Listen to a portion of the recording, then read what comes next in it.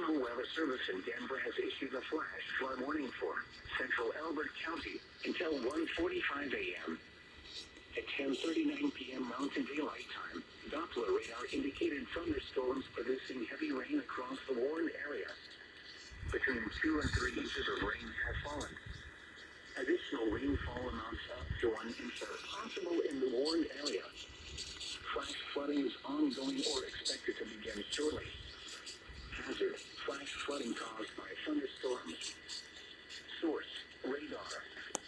Impact: flash flooding of small creeks and streams, gulches, roads, poor drainage, and low-lying areas. Some locations that will experience flash flooding include mainly rural areas of